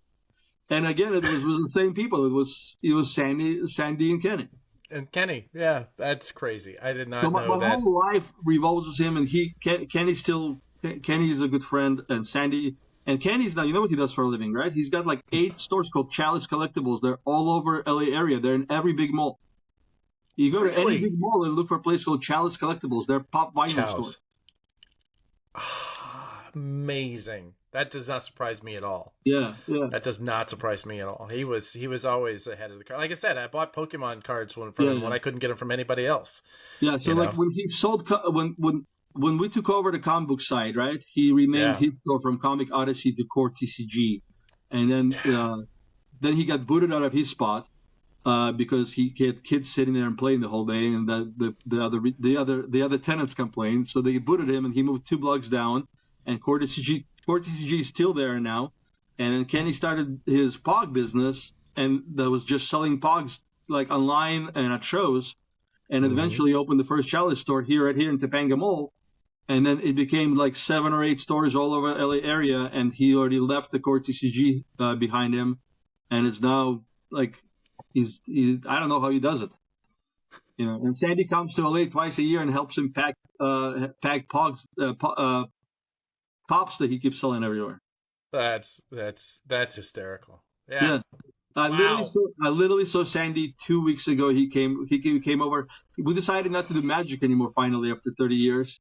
And Yeah. Sandy came in and bought our whole Magic section, the singles, the packs, the boxes, the everything, and literally shipped it to Philippines. Also not shocking. It's Yeah. Like I said, I want to say I realize now I have met him, and I know I've talked on the phone with him several times, but for the longest time I didn't, and he was always just like this ephemeral, like I said, my comics grandpa. You know, Yeah. he was just out there. So we're like comics cousins, you know? That's right, exactly. All right, so that's number 2. Which cousin of Sandy's did you buy number 3 from? I didn't. So I have to make sure I say this correctly because there's people involved, right? You know what? Okay. All right. So a few years back, like around 2018, Judd Myers, who's Carr's old partner at Earth 2, was he started a job working for Humanoids, and his time was split between the store and everything. And he brought me in. We had lunch, and he offered the store to me. And he wanted a lot of money, and I wasn't interested in buying it, not at that price and not at the time. And that was it, right? And Sure. 6 months later, I get a call from one of his employees, Harley. You know Harley. She's at Boom now. Yes. No, Harley. I get a call from Harley, and she's like, "Hey, Ed, I thought you were buying the store from Judd. What happened?" I'm like, "Didn't work out. What's going on?" She's like, "Oh, he's closing the store. He announced this morning he's closing the store." And I was like, "Oh, that's weird." So I called Judd, and we had a conversation. I came in, and I said, "Well, I want to open a store here. You know, you're gonna leave anyway, so you closing the store. Once you're done, you know your time, you're leaving. I would like to keep the fixture so I don't have to start from scratch. You don't want to take him anywhere. You don't want to sit there and remove slot wall and everything, right? If I make a deal with your landlord for lease, you okay with that?" He said, "Yes." I said, "I want to keep this fixture, this fixture, this fixture. I don't want a single comic book in the store because we want to keep it as a separate thing." And a month later, I opened the store there. I made a deal with his landlord. It was very, very easy. And we opened a store there. Later, there was some issues. I found out that it was very, very smart of me not to keep a single comic book in the store because of certain things that happened in that store that I don't, not for this podcast, but Nope. Yeah, That would be a different kind of podcast than telling the story of Judd Myers. Yeah. And so I felt it worked out really well. And honestly, it's my favorite store of the 3 that I have. I think it's had the best location of the 3 stores. I think it's the most beautiful of the 3 stores. I love the fact that we opened it and then closed it 3 months later for COVID. That worked out really well. You know? Sure, that was fun. Yeah. Let's do a big grand opening and then close it 2 weeks later. It's awesome. I bet. It is where we do all the big events because it's so central in Los Angeles. It's part of this beautiful area that, like, I love the area. It's like this 3-block area called the North Hollywood Arts District. So Yep. it's all like theaters and coffee shops and museums and I They think have with that the nice longer art festival there, they the have art NoHo Arts Festival. festival. Yeah. Yeah, they do these bike-a-thon days where they close the street and let people walk and bike in between us, and we'll set Yeah. up like tables outside and do stuff. Um, it's fantastic. I mean, I can't say enough about how much I love the area and how much I think that shop is amazing. And that shop is also like the one thing you could say about Judd Myers. He spent a lot of money making that store look good. So it has the expensive slot wall, the expensive pictures. I don't know whose money it was, but that's a different story. I'm not saying anything. I didn't say a word. Anyways, yeah. So the store started with really good bones Yeah. of like a beautiful structure. It was really tall ceilings and exposed pipes and all that cool stuff. So Yeah. it's I like all three of my stores, but that's my favorite. Yeah, it's my Well, baby. that's good. Like I'm really proud of how that store is. I don't think I've ever been to that location. I need to come. I will. Yeah. Next time I'm in LA, I'm going to make it Well, out. you already But promised me to come to the farm, so like we can make I'm a deal out. gonna. I got a lot of places to visit when I'm in town next. What sort of so now you've got 3 locations. What sort of mechanisms have you had to build, like infrastructure wise? How has that shifted for you? So the first thing I had to do, which I think is a lot of people find weird, is I had to give up on the idea of being in one of the stores. Meaning, like, so when we opened North Hollywood, I was there a lot in the first couple of weeks, maybe a month. Mm-hmm. But the more stores you have, there's a tipping point where you can't be a person at the register, and you have to make a conscious effort to have a manager, install a manager that you trust, that you've trained at every store, and Sure. become the person overseeing the big picture only, right? And with 3 stores comes a lot of work with research, finding products, dealing with vendors, talking to publishers, talking to creators, setting up events, taking lunches, doing all this stuff that you cannot do if you're at the register. And so some people don't like the idea of having employees do all the work, all the sales work. But I would say, look, my time, you have to value your own time. And then when you have 3 stores and you have to be the person with the big picture, your time is more valuable than $9, even $18 an hour standing at the register selling, Uncanny X-Men to somebody. You have employees that you hopefully trained enough, that hopefully know the system, know everything, and that are good representatives of your name, that you can trust with the store, but also keep controls on. We have video cameras in the stores. We discuss things with customers all the time. How is the store doing? My employees know that I am paying attention. Right. And so that gives me the ability to do the other stuff and to literally oversee the whole thing. But I'm also the one who does the product exchange. Like, we get our products between Friday and, let's say, Monday, right? On Tuesday, all the books are put out and they're pulled for subscribers, and then the rest go on the shelf. Before they go on the shelf, the managers have conversations with each other and adjust stock between the 3 stores, so that every store has every store has the same products, but also every store has enough products and not too much here and not enough here. They trade products. Somebody pre-ordered this book, let's get them that book, that type of thing. And so I do the drive. I go from Ventura County to Pasadena and then walk my way backwards to North Hollywood and then Winnetka, which is a big circle. It's about 200 miles that day, right? But I do the drive. But I do the drive, and it gives me the opportunity to touch each store once a week. That's smart. Yeah. So it gives me opportunity to look around and go, hey, what are you doing here? This is not right. Hey, why is there a handwritten sign? That's not how we do it. Do you need me to get stuff printed? Hey, why is this product? Why is there holes in the walls? Put out more product. Yeah. Like, my employees know that I have pet peeves, right? I have a vision of the store. My vision of the store is 1990s Golden Apple. And their job is to make sure that vision is always in play. And it's true. I mean, it's really that simple. That vision of the store is in play. I don't like having the hooks on the wall that don't have products on it.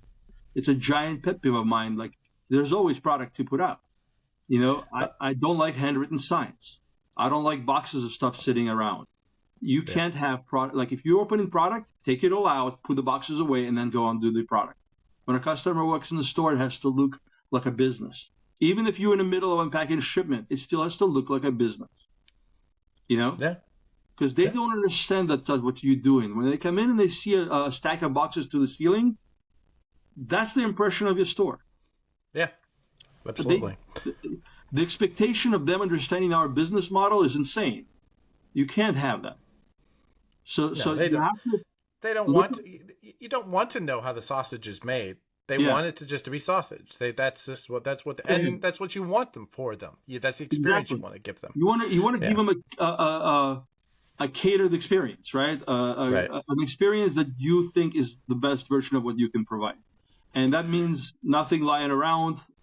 Counters always clean, product displayed, feature sections full of stuff. And that's what I do when I'm there. I look around the store, and my employees know that Edward is coming. So take care of it. And I'm not gonna be. I'm never an Yeah. asshole. I'm never screaming at them, but I tell them, hey, I don't want to see I don't want to see hooks exposed. I want to see products there. One of Figure out how.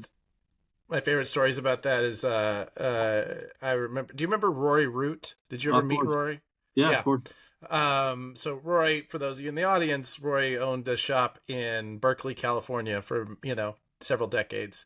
Unfortunately passed away 2008, 7, something like that. Anyway, so Rory, I remember being at the convention because he always had that big spot at San Diego Comic-Con, and him pointing to, because he had these wooden shelves, yeah, and there was an empty spot so you could see the wood behind, and he said to one of his employees, "Why is that empty? We don't sell lumber." yeah. And so from then on, I all of stole, I my stole, I stole the idea of calling my store place's comic bookstore from Rory.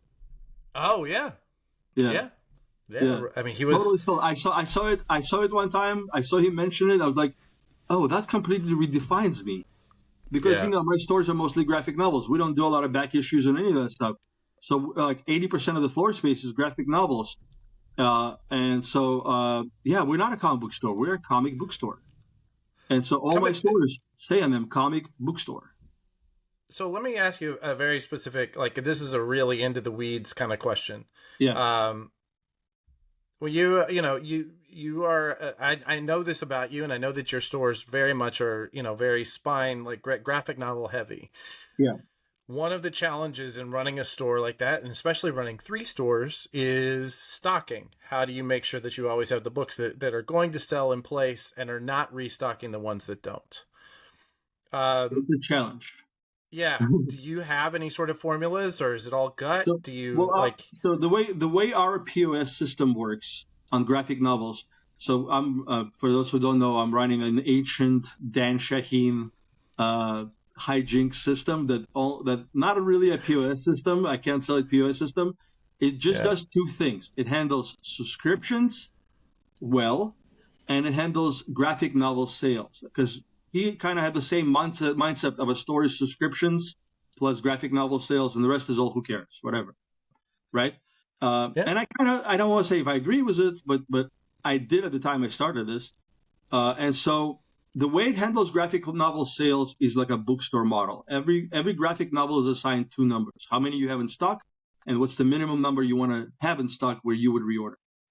Okay, and so I click one button in each store. The manager clicks one button, and it shows them a report how many books are under stock. And the stock number depends on multiple things. How often it sells, like sales velocity is number one reason we stock multiple copies. How many featured sections it's in is another. So if we have a creator section, you need one in the. Let's say you have an image book by Rick Remender, but you also have a Rick Remender section. That means all the Rick Remender number ones are in the image section, or the indie graphic novel section, so that somebody looking alphabetically can still find them. But there's also a remember section, so at least the number ones need to be there. So all those and other things determine how many we stock, right? Sure. And so the reorders are made from that. The reorders are based on how many you want to have in stock at any one time. and on sales velocity. And so the one thing that is the hardest thing to implement is the stores have separate systems. So how do you not order that? How do you, when you're trying to order Saga Volume 1 because you're understocked, how do you make sure that your managers first look at the other two stores and make sure that those stores are not overstocked? Right? Because that's possible too. You ordered 4 copies, you set your number at 2. I sold out on my 4 copies. You might still have 4 copies. Why should I order 2 more if I can just grab your 2 extra copies? Yeah. And so this is the hardest thing, and it's constantly staying on top of your managers and constantly reminding them, hey, every time you do a reorder, like a bulk reorder, not a special reorder for a customer, but every time you're doing a graphic novel reorder, which they do either once or twice a month, you're looking at the other 2 stores. Open 2 browser windows and just do a search for that item in each of the stores. And then send an email to the other stores and say, hey, I'm looking from you this. It says you have 2 men. And it's easily done. It takes almost zero extra effort, like a little bit of extra effort. But I explained to them, like, you hurt me every time you order a book that I'm overstocked on already. You hurt us. I know that you mean that financially, but I just love the idea that you're like emotionally. I'm devastated. I am emotionally devastated when you overorder. and honestly, I am, because I do this repressive things where I don't scream at my employees, right? And so because of that, it's a respect thing, right? And so because of that, sometimes I do feel emotionally hurt because they piss me off, but I can't I can't do that. But I'm not right? going to lose it.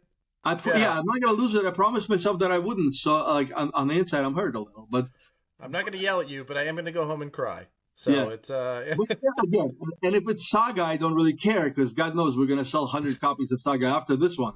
But if it's something that you order one time and then maybe a reorder, and you have a bunch of copies, and I'm reordering a copy, that hurts. Because it's like a death of 1,000 needles. You know what I mean? You do it enough, and all of a sudden you're overstocked, in all the stores, and like these 15 books are there, but not here. And like I always tell them like, hey, please trade stock. When you sit in the store on a Saturday and there's nobody in front of you, call the other store and start going through stock. They go, hey, I have too much of this. How are you guys doing? At least on new releases, so that by the time it goes into the spine out, you've already done your job. Yeah. Well, that's wonderful. Let's talk about then really quickly, because I know you've given me so much time already tonight, and I want to make sure that we get a chance to promote anything that you want to, and to talk about some of the stuff that you've got going on, because I know it's really an exciting time for you. There was one program, I want to talk about the stuff that you have going on currently. But as we were doing this research, I saw that you got a whole lot of traction and a whole lot of conversation around the Collector's Paradise curated program, which I thought was really inventive. Has that continued on? Are there any other changes that you've made that during that period that have held on? So curated was a way to sell graphic novels in bulk numbers, but also to like do it right. During COVID, when people couldn't go out and buy stuff, we wanted to do instead of just them calling and buying us, instead of them calling and just asking, hey, what should I buy? We would offer them an option where you like, just trust us. We'll give you different genres. So publishers like Marvel, DC, and then like mystery, horror, and science fiction, or YA, and then you could just a package, and it'll be $40 or $30, and you'll get three graphic novels, approximately worth definitely cover price more than the $30 you spent. Sure. And there will not be doubles. We'll track them for you, and they will not be random second volumes. These will all be first volumes, unless you request to have like second volumes after you like the first one in your stuff. And we did it for about 6 months. Once the store started opening, curated kind of became, nobody wanted to do it anymore because they could just walk in the store, and all that stuff. And it's funny because we started multiple things during that time. We started the curated line, We started the Signature Series line, which was basically books signed by the creators at cover price, as a way to like have signings for local creators who couldn't do signings in person anymore. And we also started the mystery boxes of mystery, which were basically like different size boxes of random comics that were all mixed in together. And we gave them like, hey, you're going to get at least one of our exclusive variants. You're going to get at least a couple of these foil shiny covers, at least one or two signed books in each box. And those still do really well. We still sell out crazy without any advertisement. I think YouTube is advertising us because people doing unboxings. That's awesome. That's still going on, huh? Oh yeah. We sell about between 5 and 10 boxes of mystery a week. That's awesome. So it's a subscrition, or are they just like no, you have to buy it. It's like, is it 25, 50, or 100 comics? And it's presentation, everything. And people who do the unboxings are happy with them because we put a love into them. Like we do put old comics. You'll find 12 centers in there and stuff like that. It's semi-random, but everybody gets a whole lot of value in them because you know how comics are, right? When you have overstock, it's really not that valuable, even if it has nominal value. So people who open these, usually they're newer customers. They're usually newer comic book readers who just want to get something cool that they never have access to. And, they'll get a couple of signed books from us. They'll get a couple of our exclusive variants. It's all that stuff that is kind of cool, but you don't want to like spend the money on separately. So when you get them in the box and you're getting a crazy deal, it's always great. Well, you're going to have to make sure that there's a link for that buying online. You make sure that you give that to me after this because I'll make sure it'll go in the show notes. There's no way to miss that if you go to our website. There's a whole section. Excellent.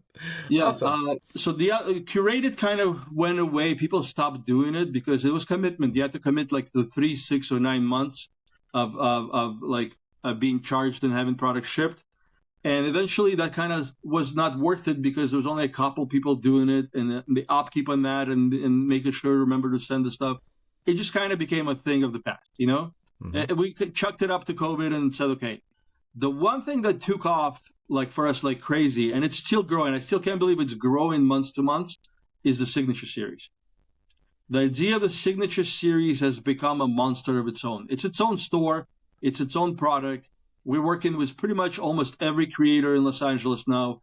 Mark Waid is part of it. Jeff Johns is part of it.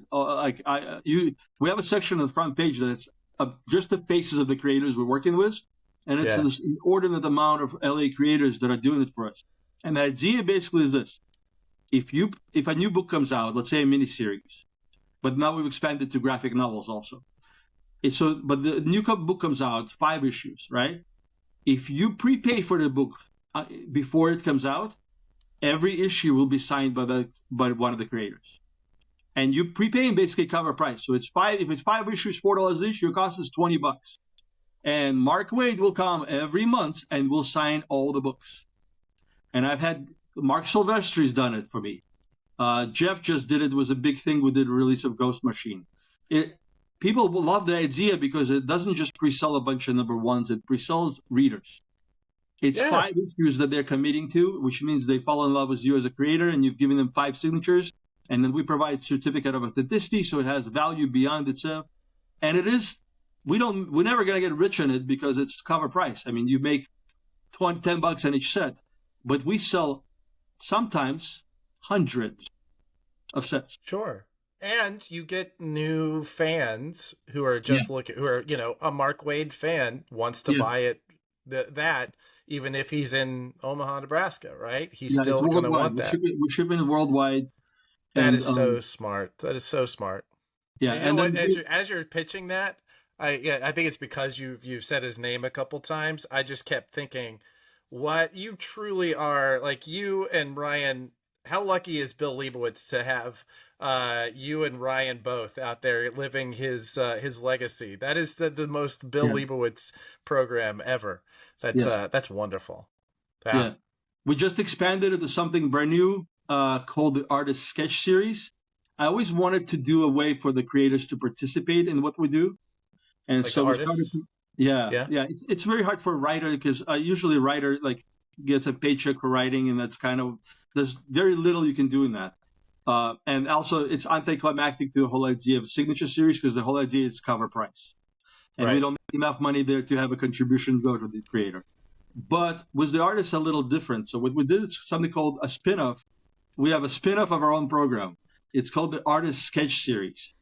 So it's the same thing you do with like a signature series, but you also get a sketch from the artist. And so what we do is we go cover price plus how much we're going to give the artist for that sketch. We arrange it with the artist, and we make a total of that price. And then we make the money on the books, and he makes us a bunch of sketches.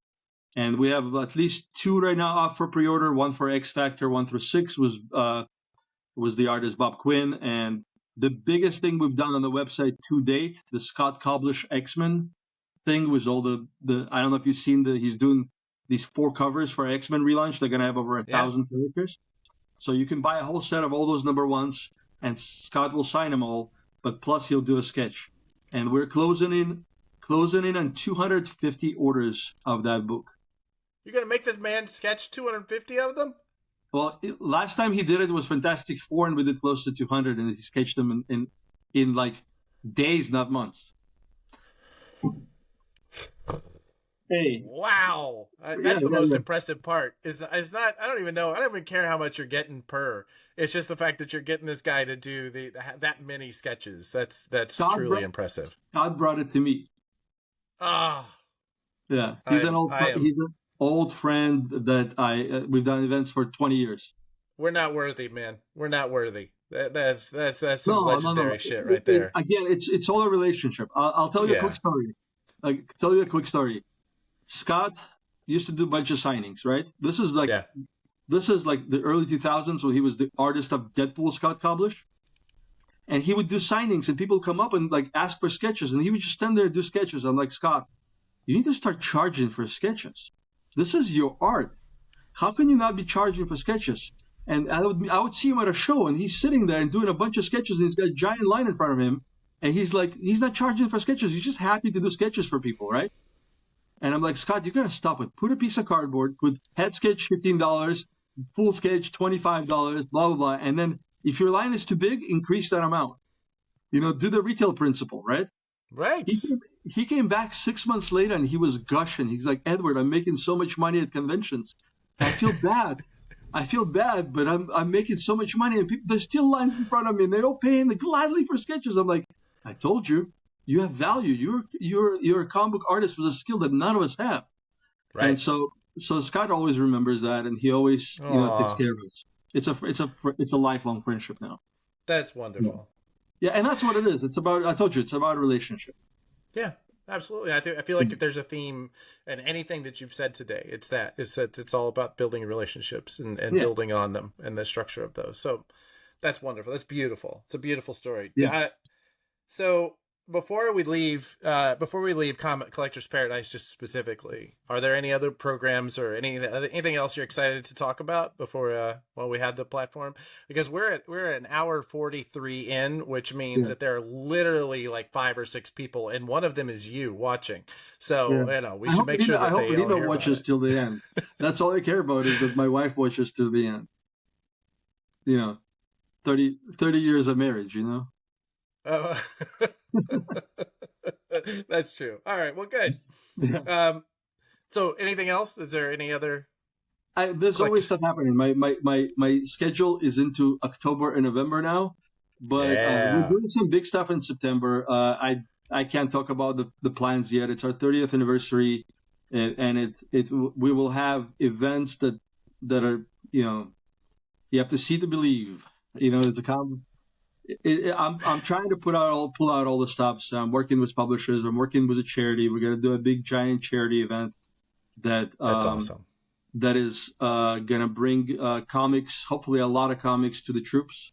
I'm working with Mark Wise with the Comics for Kids and Comics for Troops, and a couple of other retailers involved. And it's going to be a big deal. And I hope it's a big deal. We did it in 2019 with just my 3 stores, and we donated 60,000 comics that year to Operation Gratitude. 60,000, yes. I have a picture. I have a picture of me sitting on top of 60,000 comics. Yes. And so I'm hoping to beat that, considering the amount of people are involved this year. I'm hoping to beat that. It's our 30th anniversary, so it's not just about us. We want to give too. So this is part of that. We always try to do at least a charity event a year, and this is our big one this year. We're pulling all this stuff. Speaking of annual events, you just jogged a memory of something. I'm currently working on one of my clients is a company called Recca Publishing that was founded in part by a man named Jason Blanchard, who used to be a co-owner of a comic shop in Florida. And have designed my 2 stores. That's right. That's what I was telling him about going to be interviewing you, and he said I think he still used the design that I did when I came out. Yeah. Yeah. When I saw a comic shop on social media, I was in love with the place. I thought him and his partner were absolutely nuts and crazy, but also absolutely brilliant. And every time they would shoot in the store, I'd be, wow, that store looks awesome. And so with Jason, when he like let people know that he was moving to LA, or he's going to be in LA for some time, I texted him like, hey, Jason, you don't know me, but I'm so-and-so. If you come into LA, would you be interested in like coming into my store and taking a fresh look at it? Because I think you guys do like a very different look for your stores. Can you look at my stores and I'll pay you. You tell me how much, I'll pay you, and you redesign my stores. I will give you my employees after hours. I'll pay them for their time, and I'll leave. I don't want to be part of it because I don't want to tell you, no, I don't want this, because I know I'm going to have my preset ideas, right? I'm going to leave, and you have all the time in the world, redo my stores. And he did both of my stores at the time, Winnetka and Pasadena. And I came in the store next morning, and I went, holy shit, this is so much better. It makes so much more sense. But me being there for 15 years or 20 years at the time, I couldn't even fathom that was possible, because in your own head, you think it's yours. You're stuck. Like in your head, you think you're always doing well. And you always have to be constantly getting other people's opinions. Because if you're not, you get to the point where it's just your thing. And it's others might not think it's great, but you can't get over yourself. And it's an ego thing. And I don't like I don't like ego. And you got past it by bringing in another voice. I think that's so commendable, right? You saw somebody who had value and saw the ability, and you brought them in, even though, somebody with a stronger ego would not have been able to do that. And that's highly commendable. Yeah. I will say that working with Jason, has changed my company. I think he's a remarkable human. He's really wonderful. I know that you guys also do much energy. Yes. He's got ideas coming out of his head. You just need somebody to listen to those ideas and then accept every 10th one, but like write down the other one for later. Let me tell you, the other night, there's a video. I think at some point we're going to do an interview with him, because he has this whole vision of what the future of comics retail will look like. That, like, I can't wait to share it with everybody, but he's not doing it because he's got other stuff, but he just can't stop. He can't turn it off, So, but yeah, we're going to do, actually, this is, I don't know why we're talking about this on this show, but we're going to be bringing Recca Comics.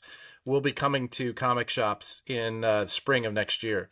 Is currently the plan. So you're going to see a lot of Jason. We're going to make sure that you see a lot of Jason. Good. But, bring him over. Maybe I'll have him redesign the stores again. maybe but you guys still do. Don't you guys still do Free Comic Book May? Isn't that still? Yes. We did it this year. You did it this year. I'll let you know next year if we do it again. Because I love it because you and do again, it. That was his idea. Yeah. And I always give him credit every time I'm talking to anybody. I always tell him it's his idea. It's and when I brought him in, that was another thing I wanted to discuss with him. I said, hey, I want to do this. I love what you guys do there. I want you to tell me how it works for you. And I also want your permission. I want to make sure that I'm not just doing it. Well, yeah, you got to respect people. I said, exactly. I want to make sure that this is endorsed by you, that I'm okay to do this. Because you're the guy who started. You had the best, like one of the best ideas I've ever seen for, to expand Free Comic Book Day, and I want to make sure. So everybody I talk to that asks me about it, I always say I didn't come up with it. This is this guy from Florida that's nuts, but he's brilliant, Well, he ran Free Comic Book Day for Yeah. Diamond for a little while. Yeah. Yeah. So, all right, that's enough about Jason Blanchard. All right, Yes. so you have been at this for 30 years. You have 3 stores, some of the most stable stores in the marketplace. You have developed all of these relationships. I want to ask you a series of questions just about our industry in general and what you think about the future, Oh right? boy. Because yeah. So when you think about like 30 years in, and you think about what sort of impact you've had on the industry, and at the end of the day, someday you're going to call up some young immigrant and say, "Hey, do you want to buy these stores?" Or maybe I don't know, you maybe sell your. I don't know how that's going to go, but how do you want to be remembered? What would you like the legacy of comics, Collector's Paradise, and Ed specifically to be? I don't ever think about it. I honestly, and some people might find it weird, but I don't. I don't take compliments well. I don't ever approach things from the ego perspective. Right. It's never about it. I I'm never in the videos for my stores. Almost never, right? You have to like make me do it. I That's why we don't do like live sales events like the whatnots and stuff because I don't want to be in them. I'm not. It's never about me.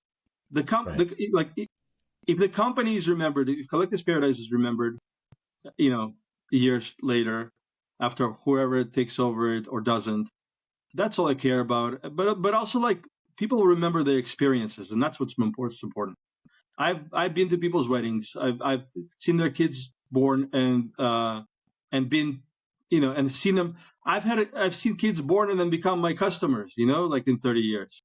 Yeah. Uh, and it's I've seen kids that came to buy Pogs or or Pokemon cards that now work at publishers.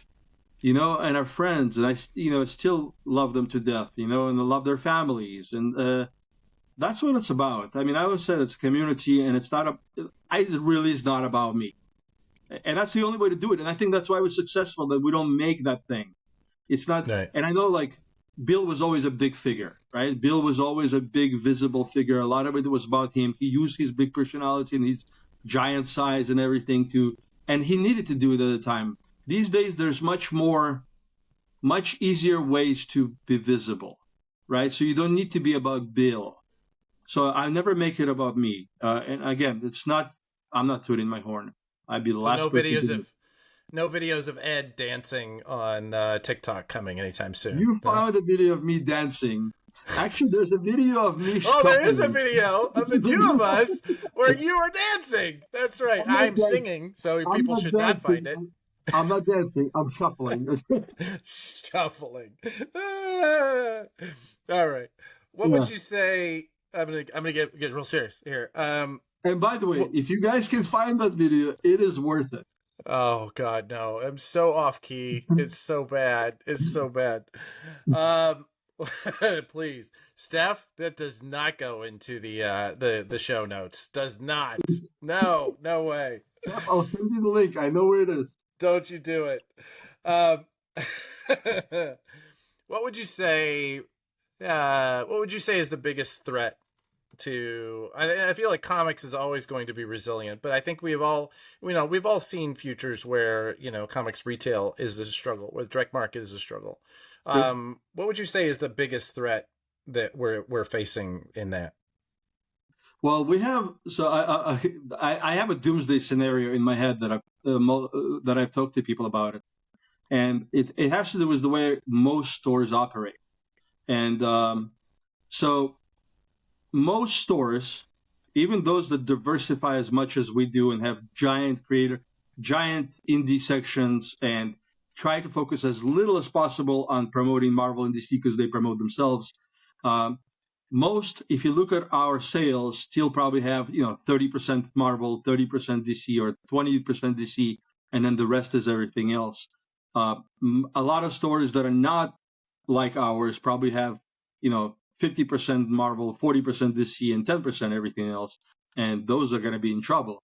But my doomsday scenario is either one of the two big publishers ceasing to publish comics.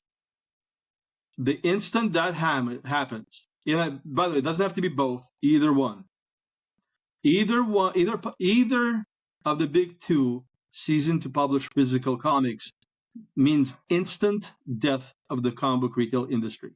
No matter what, no matter who, because if one of them stops publishing, I might be able to survive without the 20%. But because the majority of the stores, for them, it's 40% or 50%, will immediately go out of business. And it's a chain effect that the industry shrinks so fast, so much, that it's not unable to continue.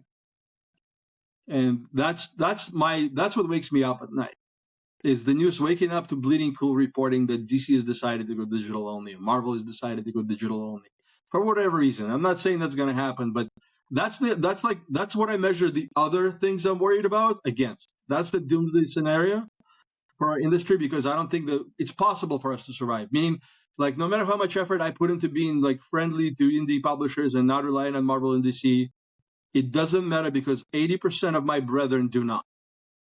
And an industry that loses 80% cannot survive. So you're saying there's no way for you to mitigate against that future? Yeah, exactly. Because when Marvel realizes that 80% of the shops have gone out of business and its numbers are all down, it becomes same deal for Marvel as it was for DC. It's no longer feasible to print that few comics. Right. It's a self-fulfilling thing. So that's one of them. The other thing I always worry about losing interest, like other things coming up and becoming more of a like popular in the culture and the ethos than comics, and us becoming a boomer thing. But I'm worried about my kids that are growing up. They're in their 20s. They're not really caring about comics or manga or any of that stuff. And like, are we on the last generation of comic book readers? That kind of stuff I worry about. But again, would you say that that's reflective of the demographics of your stores? I mean, how many? What do you think is you and I are both on the other side of 50. How much do you think that we represent the for your stores?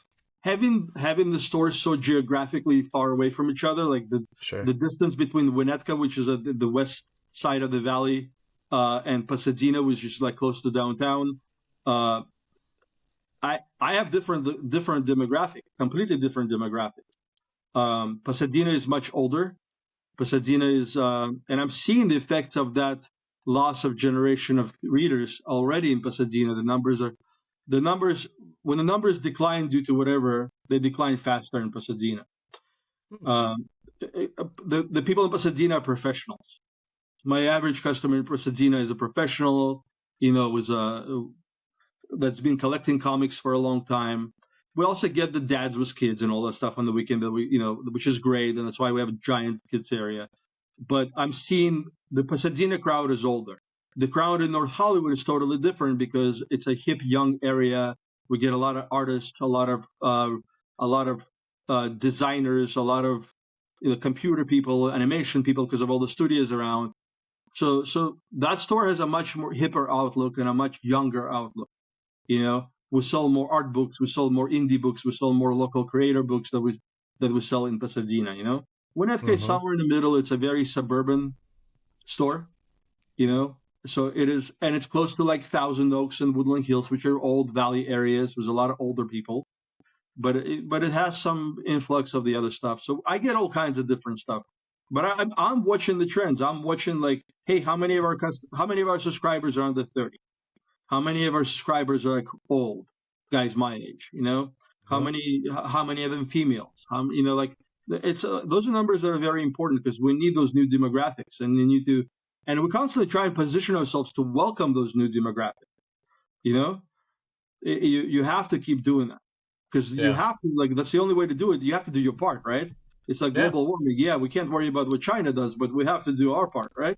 So recycle. So it's the same thing here. I have to do it in my stores if there's a hope to do it. Just blaming the industry doesn't do anything. What gives you hope? There's a lot of creativity. I think it's amazing that after so many years of publishing comics, there's still original stories coming out. Every year you get to see something come out that blows you away, like, Beneath the Trees. All of a sudden there's a comic book that, like, you go, how could that have not been done before?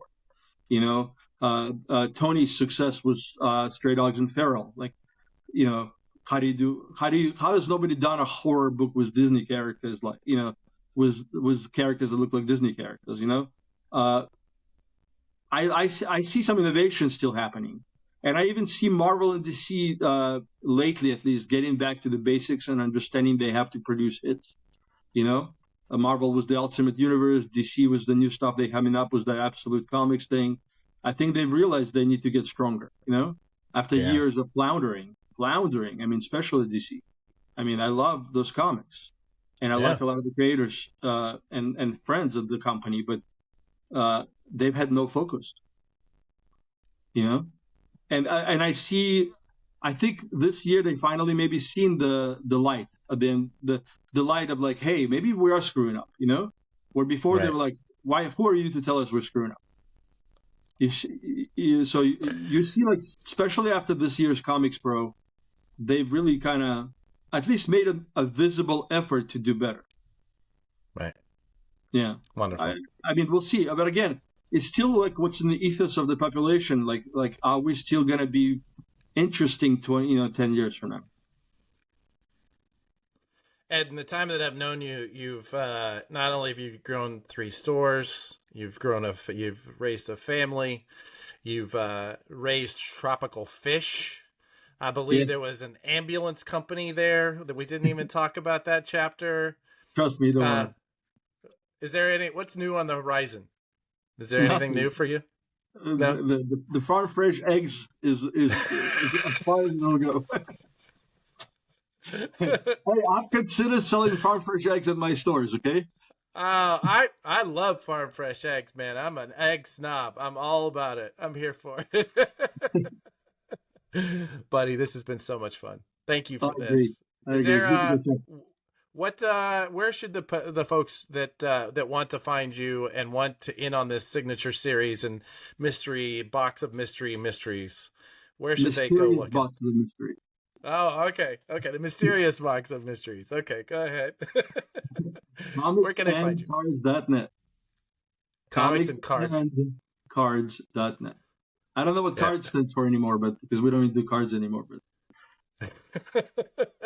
it's got to be an acronym, right? It's going to be like never mind. That's what you have to come up with something with the letters cards stand for. Yeah. All right. This has been too much fun, buddy. Hi again. Thanks so much for watching Comic Industry Insiders. It, as always, is our pleasure to talk to the movers and shakers of comics and to bring you those conversations. We'd love it if you'd support us with a like and subscribe, and telling your friends is always good, but really what we'd want to do is hear from you. Any questions, any suggestions you have about our show, any suggested guests, frankly, anything at all, we'd love to hear from you. Our producer is nearly always Stephanie Gerk, and our researcher is Anthony Militano, who makes me look much smarter than I am. All right, guys. Thanks so much. Namaste, y'all.